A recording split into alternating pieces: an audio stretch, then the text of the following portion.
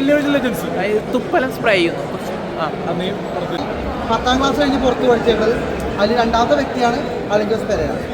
ആള് ഒന്നാമത്തെ ഞാൻ പറയുന്നത് പെരേര പുറത്താണ് പഠിച്ചത്. 10ാം ക്ലാസ് കഴിഞ്ഞ് ദുബായിലാണ് പഠിച്ചത്.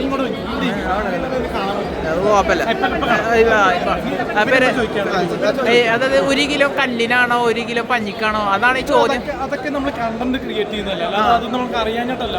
അതിന് ഓരോ കിലോ വെച്ച് കൊണ്ടുപോവാ, ഞങ്ങൾ നോക്കട്ടെ. അല്ല ശരിക്കും 1 കിലോ കല്ലിന്റെ വെയിറ്റും 2 കിലോ കല്ലിന്റെ വെയിറ്റും നമുക്ക് പെട്ടെന്ന് പറയുമ്പോൾ തെറ്റിപ്പോയി.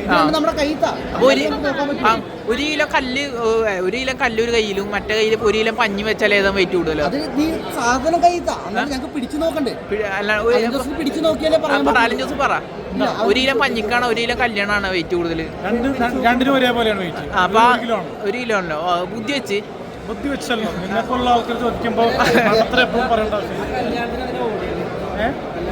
സസ്പെൻസാ ഈ പിന്നെ കുറെ ആൾക്കാർ പറയുന്നത് പെരേരയുടെ വീഡിയോ കാണുന്ന ഒരു പൊട്ടന്മാരാന്ന് പറയുന്നുണ്ട്. പറഞ്ഞൊരു പോയിന്റ് പറയട്ടെ ചേട്ടൻ പറഞ്ഞു. അല്ല പെരേര വീഡിയോ കാണുന്ന പെരേരയുടെ വീഡിയോ കാണുന്ന ഒരു പൊട്ടന്മാരാണ്. ഇത് പറയട്ടെ, ഇതിന് ഉത്തരം പറഞ്ഞിട്ട് അതിന് പറയാം. കാണുന്നവർ കാണട്ടെ, അവര് പൊട്ടന്മാരാണോ മണ്ടന്മാരാണോ എന്നുള്ളത് ഞാൻ പറയുന്നില്ലല്ലോ. കാരണം സന്തോഷ് വർക്കിയല്ലേ അങ്ങനത്തെ ഒരു വാക്കുകളൊക്കെ പറയുന്നു. സന്തോഷ് വർക്കി പലതും പറയും പറഞ്ഞ് നമ്മൾ അതിനെപ്പറ്റി വ്യാഖ്യാനിക്കുന്നുണ്ട്. പക്ഷെ എൻ്റെ വീഡിയോസ് കാണാറുണ്ട്, പക്ഷെ അവരൊന്നും പ്രതികരിക്കുന്നില്ല. കാരണം അവരുടെ ഒരു സ്റ്റാൻഡേർഡ്. കാരണം ഒരുപാട് നടന്മാരും നടിമാരും എന്നെ ബൂസ്റ്റ് ചെയ്യുന്നുണ്ട്. ഈ സ്റ്റാൻഡേർഡ് ഇല്ലാത്തവരാണ് പെരേരയുടെ വീഡിയോസിന് പ്രതികരിക്കുന്നത്. അവർ മാന്യമായിട്ട് എന്നെ കുറിച്ച് പറഞ്ഞു. പെരേരയും സന്തോഷ് വർക്കി സിനിമയിൽ അഭിനയിക്കൊണ്ട് എന്താ പ്രശ്നമെന്ന് ചോദിച്ചു, സിനിമയ്ക്കല്ലേ ഗുണമെന്ന് ചോദിച്ചു. അപ്പോൾ അതേപോലുള്ള ആക്ടേഴ്സ് നമ്മളെ പൊക്കി പറയുമ്പോൾ വീഡിയോ കാണുന്നില്ല എന്ന് പറയാൻ പറ്റില്ലല്ലോ. കാണുന്നുണ്ടാകാം.